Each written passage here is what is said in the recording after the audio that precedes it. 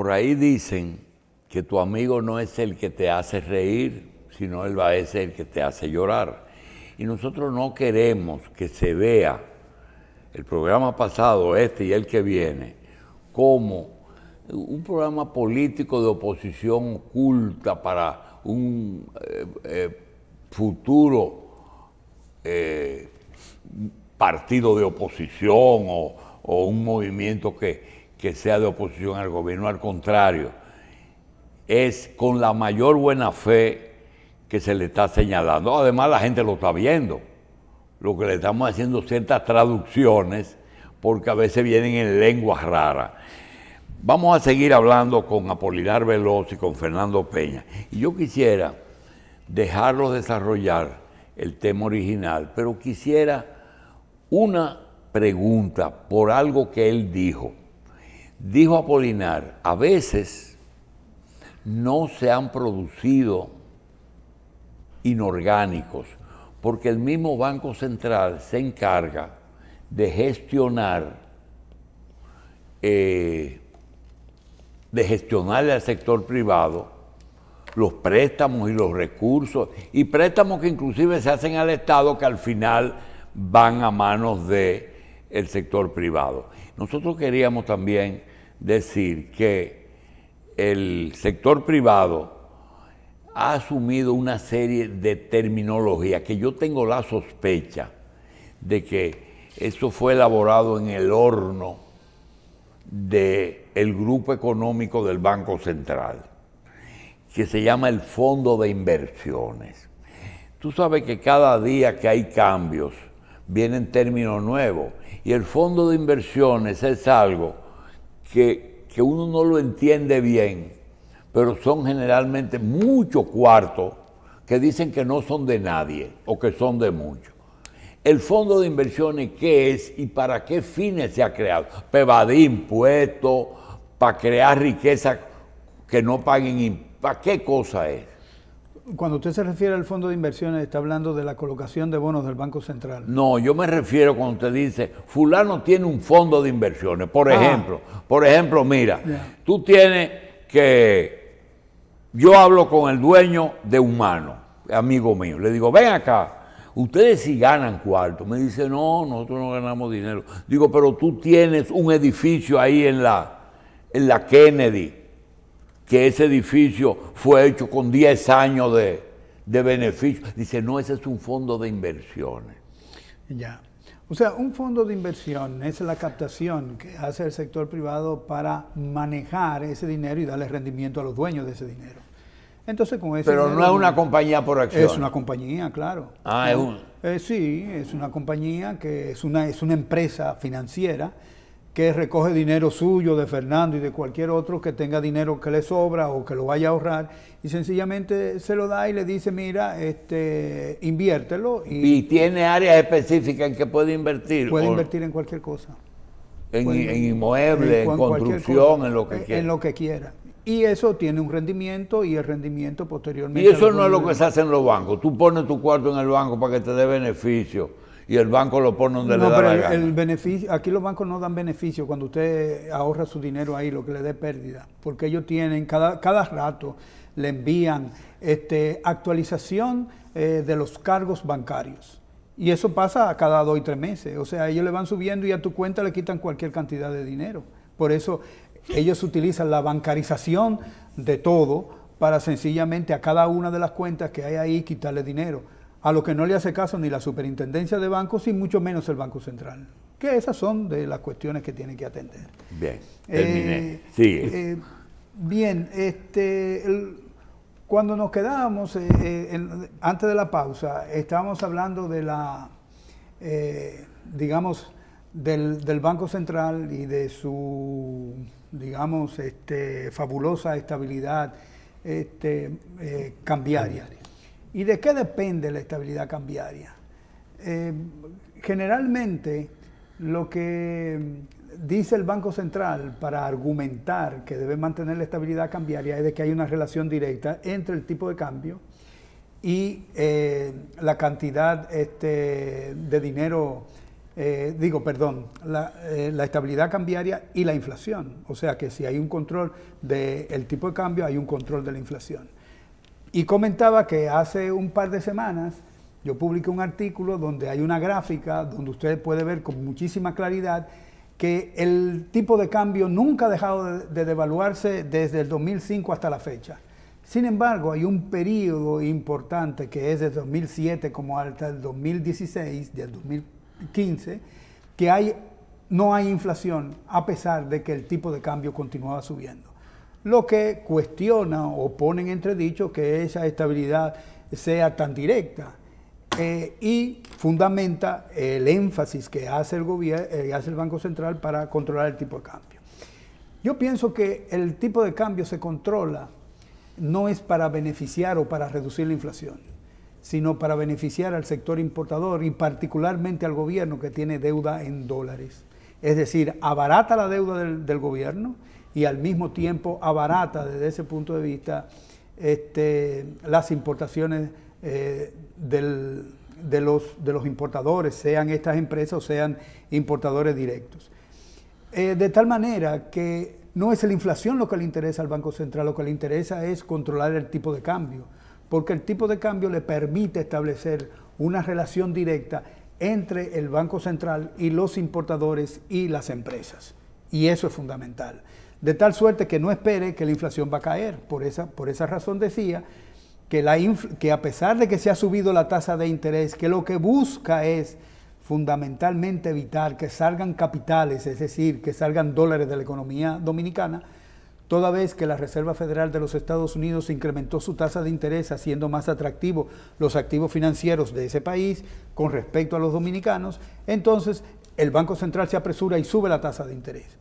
Sube la tasa de interés y no se da cuenta de que recesiona la economía y los datos del propio Banco Central así lo atestiguan. ¿Por qué recesiona la economía? Primero, porque el consumo duradero, es decir, la búsqueda de un préstamo para comprar una casa o para comprar un vehículo, se derrumban porque hace más caro el financiamiento para una casa o para un vehículo. ¿Y con qué es que compite la tasa de interés? ¿Con la tasa de cambio? La tasa de interés lo que permite es mantener un balance entre la cantidad de dólares que existe en la República Dominicana, ¿no? Y el tipo de cambio. Y si yo te digo algo que dijo Bernardo Vega una vez, dice, lo que es bueno para el fisco no es bueno para la tasa, para la divisa. Para la divisa. Igual que lo que es bueno para la divisa no es bueno para la tasa de interés. Es decir, cuando te pagan fuera un interés mayor, el dinero se va. El dinero se va. Sí. Y además que usted sustituye una moneda dura por una, claro, el dinero bueno desplaza al malo. Claro, desplaza al malo. Usted se queda con el malo y ahorra con el bueno. Entonces, eso es lo que está tratando de evitar el Banco Central, es decir, que se le vaya de la mano el hecho de que pueda haber una devaluación. De hecho, lo hubo en noviembre, diciembre, el Banco Central compró 1.298 millones de dólares. Tiene una política restrictiva, monetaria restrictiva, y al mismo tiempo lanza a la calle 56.000 millones de pesos en diciembre, comprando 1.298 millones de dólares. ¿Y esos pesos para comprarlos son de los que están impresos en la bóveda? No. Sí, claro. Claro, pero cuando se habla de inorgánico es para financiar al gobierno. Con los inorgánicos que van al público no son inorgánicos, porque aquí todo lo que va al gobierno para ayudarlo es... Entonces, ¿y qué hace ahora? Recientemente, le flexibiliza aún más el encaje legal a los bancos comerciales, lo que significa que los bancos comerciales van a tener dinero más barato y van a poder prestar más. Lo que pasa es que la naturaleza de él lo traiciona. Él es Banco Central, tú oyes, mentalmente es Banco Central. No, domino. Porque hay cosas ahí adentro que tú a veces no quieres. Tú sabes que cogen, para comprar esos dólares, tienen que coger y meterse en la bóveda. Claro, y el Banco Central... Lo que pasa es que cuando es para el gobierno no es inorgánico, ¿verdad? Pero, doctor, ¿usted sabe cuántos son los eso igual que los 55.000 millones. ¿Tú no te acuerdas que hubo un economista que en ese momento le dijo a Hipólito, esos 55.000 millones hay que echarle la culpa de todo el déficit a esa, y se metió como en 100.000 millones. No, no, eso no lo entiendo. No, eso no lo entiendo. Pero déjeme decir... El déficit cuasificar que lo produjo la quiebra pero bancaria. el déficit cuasificar son los intereses que se pagan por esos 50. Por ese día. No el total. Ya. No el total. Por eso es cuasificar. Sí, entonces el asunto es que, por ejemplo, lo que estaba diciendo, o sea, el gobernador se contradice en su política de restricción monetaria para controlar la inflación, de que ahora le permite a los bancos, facilitándose el encaje legal a los bancos comerciales, que puedan prestar más. Pero eso necesariamente tiene que ver con el problema de la inflación. No, pero sí, desde que Valdés está ahí, tiene una política de restricción monetaria, porque su interés es el tipo de cambio, no la inflación. Eso, ese número se arregla. ¿Te ve? Entonces, ese no es el problema. Por eso, Apolinar, doctor, si tomamos este asunto de conjunto, y yo vuelvo un poco a los temas, digamos que propios de la economía política, y a la primera pregunta que nos formuló, o que formuló el doctor para que diéramos respuesta, en la lógica de estos 4 elementos que tú has estado desarrollando más profundamente. Hay 5 cosas que caracterizan esta situación este año, y que de alguna forma se relacionan con el problema político fundamental de continuidad del país, que es el tema de la reelección, y que además ponen en juego una cosa que es clave desde el punto de vista estratégico, que es la estabilidad que necesitan los grupos monopólicos que controlan la economía y la vida del país para seguir subsionando ganancias y aumentando esa tasa de ganancias. El primero de esos temas es que está referido a todo esto, que tiene que ver con la política actual, que es la proliferación obscena del proceso de privatización a partir de fideicomisos y APP.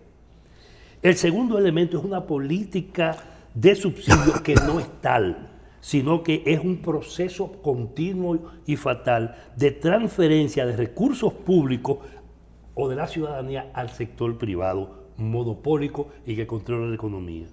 El número 3 es el mantenimiento de las excepciones fiscales por encima incluso de lo que es decente en un país donde el alto empresariado, sobre todo, se beneficia enormemente de las exenciones y las multiplica y las mantiene, a pesar de que normalmente se acuerdan para periodos normalmente cortos o periodos y momentos de crisis. El tercero es el incremento de la deuda pública, tanto de la externa como de la interna, y el 4 es el negocio, que es lo último que tú tratabas, de la llamada estabilidad cambiaria, que le cuesta al país miles de millones de dólares.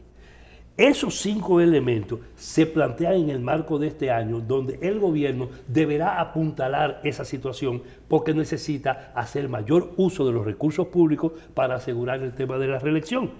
Esto pone en juego las bases fundamentales de la economía dominicana y, por tanto, ponen en riesgo la estabilidad de la nación. Eso va a tener una expresión política, por tanto va a poner en juego los intereses de los grupos económicos hegemónicos y sobre todo los intereses de los grupos del sector financiero que sobredeterminan la lógica y el comportamiento de la economía. Si esto es cierto, ¿para dónde vamos, Apolinar?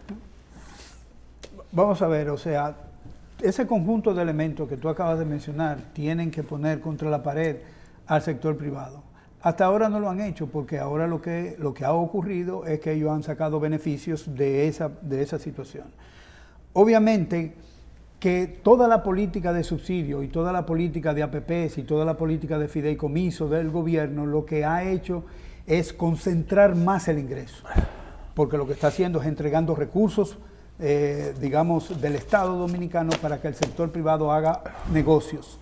Es decir, que el gobierno, como plantean los neoliberales, no es necesario que intervenga en la economía, excepto que tenga que resolverle un problema al sector privado, ¿no? Cuando ellos quiebran, entonces el sector gobierno debe intervenir.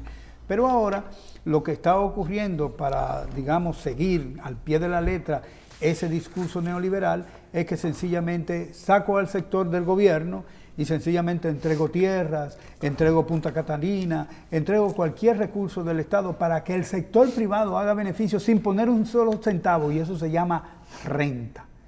Y la renta significa tener beneficios sin invertir. ¿Qué es lo que está pasando? ¿Qué es lo que está pasando? De fideicomisos y APP. Y sin inversión extranjera, inversión público-privada y fiduciaria, si quitamos esas tres cosas que son sector privado puro, ¿de dónde se va a buscar el déficit? ¿Cuál déficit? El de desarrollo del país, el del presupuesto. ¿Cómo se afrontaría el déficit? ¿Cómo se afrontaría el Sí, déficit? si yo quito esos tres, ustedes tienen razón.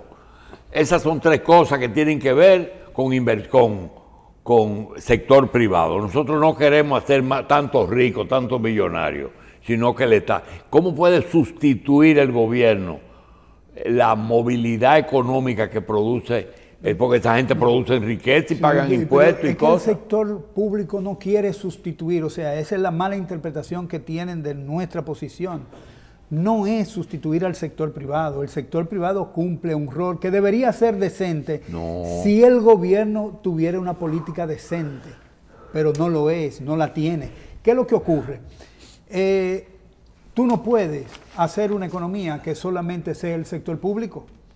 El sector privado también tiene que participar, por lo menos estamos en una economía capitalista y eso es lo que se estila en una economía capitalista, una subsistencia entre el gobierno y el sector privado. Ahora bien, eso debe tener una nueva dirección y la nueva dirección que debe tener es que el esfuerzo fiscal que se esté haciendo sea retribuido, que yo no lo tire al zafacón el dinero, porque ese dinero no es de todos los dominicanos. Si yo estoy subsidiando a una empresa, estoy dándole exención a una empresa, esa empresa por lo menos tiene que cumplir con algunos requisitos tiene que obligarse a algo. De interés social y que resuelva algún problema de tipo social. Por ejemplo, ¿qué debería hacer el gobierno? El gobierno debería comenzar a tener mecanismos, a crear mecanismos para reducir el costo de la canasta básica, por lo menos desde el punto de vista local. Y eso significa una ventaja para los asalariados. Y es justo, las exenciones, y es justo que el gobierno sea el principal empleador, el principal suplidor, el principal comprador, el principal pagador. No puede tener otro papel y dejarle esto al sector privado. Pero espérenme un momento. ¿Y qué más le va a dar? ¿Qué más le va a dar? Oiga, no es que el gobierno ahora mismo es el principal comprador o no, ¿verdad? Pero es que, ¿de qué otra forma? Mira, ahora mismo el lío de los pasaportes, no vaya lejos, es un concurso que se trancó el juego. Pero lo que pasa... ¿A quién le compra? O sea... al sector privado. Pero espérame. ¿Cómo le compra? Y en función de qué, y facilitándole que le financia sus operaciones, le transfiere recursos públicos a financiar es que terminamos siempre y le compra lo que se produce. Tenemos la teoría de Apolinar. Todo termina. Doy desayuno escolar. ¿Qué le da? Pan. ¿A quién le compra el pan? Al sector privado. ¿A quién le compra el pasaporte? Al sector privado. ¿A quién le compra educación la mochila? Al sector privado. ¿A quién doctor, le doy pan. ¿Y con qué se hace el pan? Con harina importada. Sí. Entonces le digo yo, no, pero entonces vamos a darle beneficio a los productores locales. Yo quiero plátano de desayuno. Yo quiero huevo de desayuno. ¿Está bien? Sí. Yo no quiero leche encajonada. Vamos a ver. Leche de aquí. Eso significa pensar, favoreciendo al sector privado, que tenga una productividad importante para suplir todo eso. Pero desarrollando las capacidades nacionales, nuestras. Una, y dos, también democratizando la participación aquí de otros productores, no solo de los monopólicos que compran y venden. Entonces, por ejemplo, le doy otro ejemplo importante, el sector eléctrico. ¿Usted cree que el gobierno no ha pensado todavía en tener una política que abarque todo, y voy a decir que abarque todo, ¿qué significa? Que abarque todo de paneles solares en toda la geografía nacional, aprovechando todos los techos que están en todas las casas, en todos los edificios y todo el mundo. Tener cooperativas solares. Para afectar el tema de combustible, por ejemplo, en ese caso. ¿Usted sabe qué podría significar eso? Eso podría significar mucho. Ahora, el gobierno para eso tendría que hablar con las universidades, para decirle a las universidades, yo quiero que tu departamento de ingeniería comience a desarmar todos esos paneles solares y usted me diga cómo lo podemos mejorar y ser más eficientes y financiar ese proyecto. Y después decirle a a la gente, yo no le voy a financiar a las empresas la importación de paneles solares, no. Yo le financio a las familias. O sea, que Julito vaya y lo compre y usted tenga una exención fiscal por eso. Pero esa es... Y ya las energías alternativas, fuera de que son costosas, se puede ya cuantificar, decir, mira, aunque sea, tú tienes ahora mismo los bancos trabajan de 8 a 5, la mayoría de los bancos tienen paneles solares, ¿verdad? Y pagan muy poca energía. Y no solo la que les sobra la pasan al estadio. Y tiene que haber 10 o 15 empresas como... Mire, las renovables que eran 0.7% en el 2012. ¿En cuánto están? En 10.5. De 1 se fue a 10. De 1 en el 2012. Sin política de estímulo. Sin política en 10 años. En 10 años. En 10 años. Sí. Entonces, 8%. De 1 se fue. Sí. De 0 puntos. Vamos a poner de 1 a 10. De 1 a 10. Sí. Entonces, eso es sin ningún tipo de política. Imagínense usted que la con política fuera con estimulada. Una política. Ahora bien, eso significa que usted tiene que sentarse con los generadores ineficientes que tiene el sector privado. Que son los que determinan el precio. El precio. Seguro. Bueno, pero eso no, esos son los eficientes, porque son el sector privado. No, son ineficientes, muy malos produciendo energía. Entonces a eso usted tiene que sentarse y decirle, mire, usted tiene que mejorar, porque la eficiencia que yo quiero es una eficiencia similar a la producción de energía. Sin incluir la hidroeléctrica. Ahora tú te metiste en algo y yo...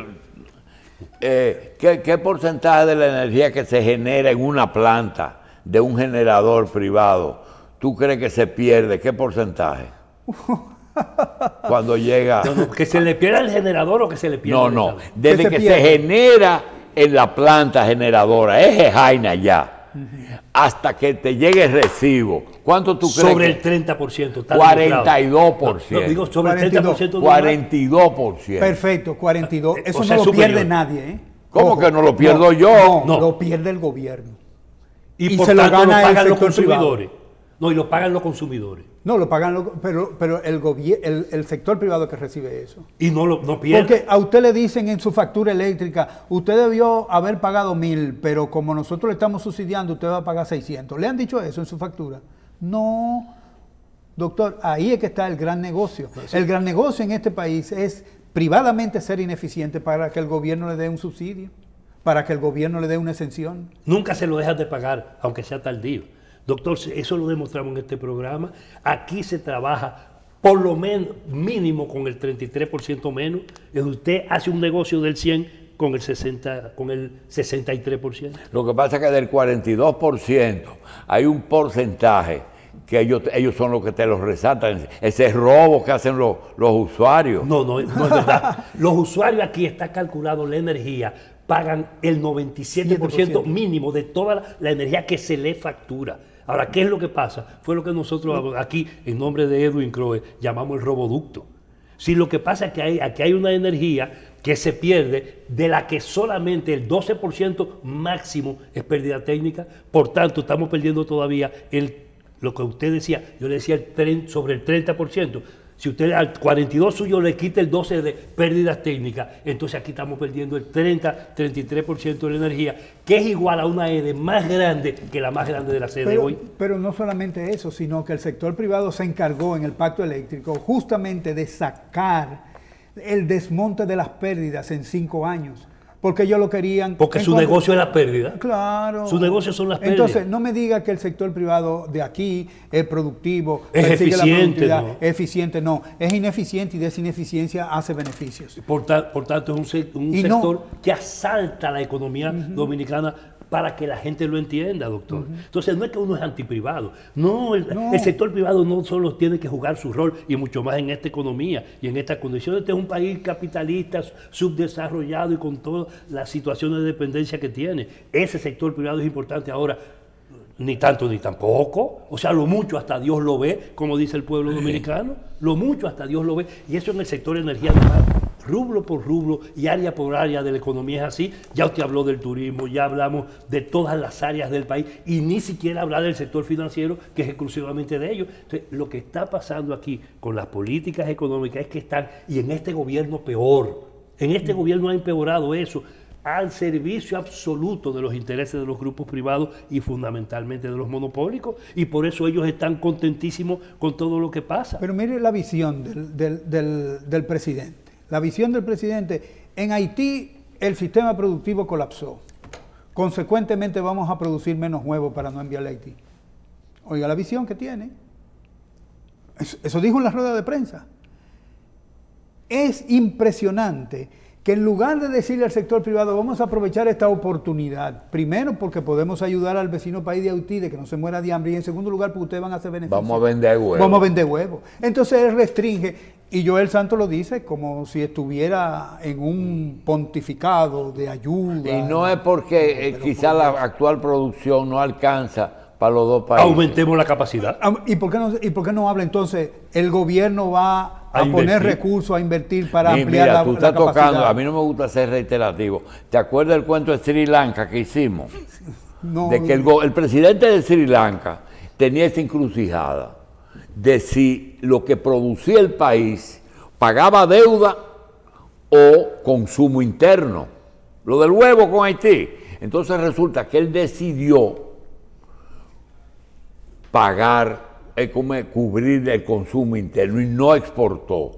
Resultado, él tenía que hacer mitad y mitad. Y las deudas, la gente que le debía a Sri Lanka de afuera, lo tumbaron. Ya. Pero ¿por qué no? Porque no les pagó la deuda. Ahora, pero oiga, doctor, ¿y por qué no se reduce la exportación de cemento y de pintura y de varilla y de todo eso a Haití? No está ¿Esa no baja? Esa no. ¿Y por qué no planteó eso? El trasiego de combustible no baja. ¿Y por qué el huevo? ¿Y por qué el huevo? Porque No, son los grupos que controlan el negocio aquí y los que hacen riquezas y fortuna con eso. Tan sencillo como eso, es que aquí este país y su gobierno están en manos de esos grupos monopólicos y no le queremos llamar las cosas por su nombre. Entonces ese fenómeno, cuando usted lo ve acá, ¿a quién van a sacrificar ahora? Y por eso es que esto se va a empeorar. ¿A quién van a sacrificar? Es al pueblo dominicano cuando usted coja los recursos públicos y en nombre de subsidiar para evitar que a ti no te afectan que los precios te bajen. Supuestamente te cubren lo que te podría aumentar dándoselo al empresario. Pero ven acá, hay dos resoluciones que tomó en Industria y Comercio, ¿cómo se llama? Castillo Sabiñón. Dos. Y esas dos resoluciones le colocan un costo extraordinario al consumidor de GLP de 22 pesos, que cuando termina la cadena, terminan en 35 pesos por galón de GLP. Que le diga a Hito Vito, no, que quite eso, que eso es ilegal. Sí, no pero va. el asunto es doctor, que este país parece como un cuidado intensivo, que cuando tú tienes un problema, surge uno más grande. Bueno, nosotros vamos a hacer una pausa. Pero enséñele la metodología del triaje para que lo resuelvan. Bueno, el problema es que cuando tú terminas una cosa, por ejemplo, la pregunta que se va a quedar en el aire. Ayer se dio la noticia que el gobierno gastó subsidiando la energía 10.000 millones. 10.000 millones en 1.000 mensuales. A mí no me ha llegado una ni factura ni más barata. A usted tampoco. ¿A usted le llegó una factura más barata? Los generadores. Ah, pero claro. Los generadores y las mafias que acumulan dinero en el sector eléctrico, que aquí en este programa lo hemos denunciado y mostrado más de una vez. Sí, pero yo me busqué ya un problema por estar diciendo eso con un presidente. Bueno, se va a buscar con otro. No, porque yo le dije a ese presidente, dime una razón, por la que en 8 años no hiciste 1 kilovatio. Y al que hizo 700, está casi preso porque de que se cogió 500 millones. ¿Cuál es peor? ¿El que se cogió 500 millones y hizo la cosa o el que no lo hizo? A lo mejor los dos están en la misma situación, porque a lo que Catalina debió producir el kilo de energía, no solo técnicamente, sino realmente no lo produce ahora. Porque yo llegué a decir que el negocio era no producir para que siga produciendo el generador. Usted llegó entonces a la conclusión que estábamos planteando ahorita. Ese es el negocio. El negocio de ellos es el déficit, el desorden y la sinvergüencería. Pausamos.